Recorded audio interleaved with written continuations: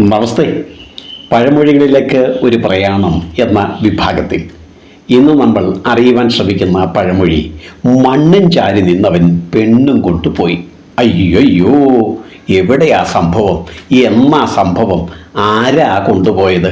ആരെയാ കൊണ്ടുപോയത്? ഇത്യാദി ചോദ്യങ്ങൾ ചിലപ്പോൾ സ്വാഭാവികമായി ഉയരും. വിശിഷ്യ ഇപ്പോൾ ഇന്നലെ കണ്ടവരെ പോലും അല്ലെങ്കിൽ തൊട്ടടുത്ത നിമിഷം കണ്ടവരെ പോലും കാണാൻ കഴിയാതെ വരുന്നു. മറ്റു പലരോടൊപ്പം പോകുന്നു. കാമുകൻ കാമുകിയെ അടിച്ചുകൊണ്ട് പോകുന്നു, കാമുകി കാമുകനെ അടിച്ചുകൊണ്ട് പോകുന്നു. എന്തിന്?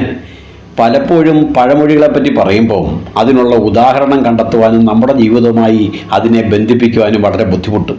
എന്നാൽ ഇന്ന് നമ്മൾ പറയാൻ പോകുന്ന ഈ പഴമൊഴിക്ക് അടുത്ത കാലത്ത് തന്നെ കൃത്യമായ ഒരു തെളിവ് ലഭിക്കുകയുണ്ടായി.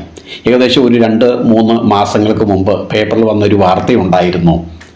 വിവാഹം കഴിഞ്ഞ മണ്ഡപത്തിൽ വെച്ച് വിവാഹത്തിന് ശേഷം വരനോടൊപ്പം തൻ്റെ ഭവനത്തിലേക്ക് വധു മടങ്ങിപ്പോകാൻ തുടങ്ങുന്ന ആ മുഹൂർത്തം എത്തിയപ്പോൾ വധു വരനോട് പറഞ്ഞു, ദാ എൻ്റെ സുഹൃത്തുക്കൾ അവിടെ നിൽക്കുന്നു, അവരോട് ഞാനൊന്ന് യാത്ര പറഞ്ഞിട്ട് അങ്ങയുടെ അരികിലേക്ക് എത്താം എന്ന് പറഞ്ഞ് ശുദ്ധഗതിക്കാരനായ വരൻ പറഞ്ഞു, അതിനെന്താ കുഴപ്പം, നീ പോയി യാത്ര പറഞ്ഞിട്ട് വന്നോളൂ എന്ന് പറഞ്ഞ് അവരുടെ അരികിലേക്ക് എത്തിയ വധു ഏവരെയും അത്ഭുതപ്പെടുത്തിക്കൊണ്ട് കണ്ടു നിന്നിരുന്ന വരനെ പോലും അന്താളിപ്പിലേക്ക് തള്ളിവിട്ടുകൊണ്ട് തൻ്റെ സുഹൃത്തുക്കളോടൊപ്പം അണിഞ്ഞിരുന്ന ആഭരണങ്ങളോടും വസ്ത്രവിധാനത്തോടും അവർ തയ്യാറാക്കി നിർത്തിയ വാഹനത്തിൽ കയറി സ്ഥലം കാലിയാക്കുന്നു.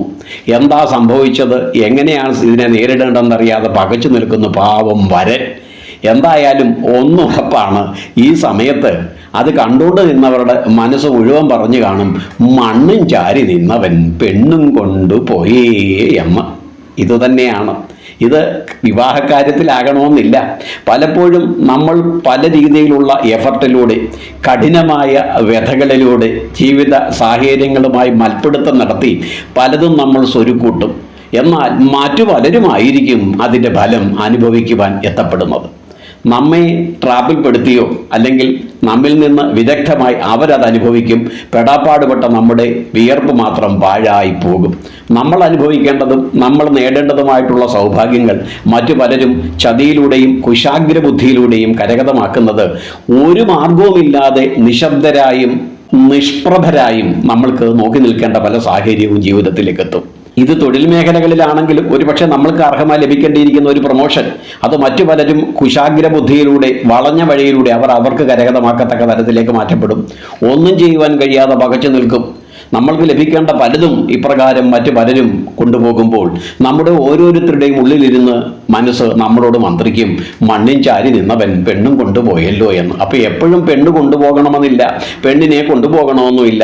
ചുരുക്കത്തിൽ പഴമൊഴിയായി പൂർവികർ ഇത് പറഞ്ഞത്, നമ്മൾ പെടാപ്പാടുപെട്ട പലരും മറ്റു പലരും അവരുടെ സ്വന്തമാക്കി മാറ്റുന്നു.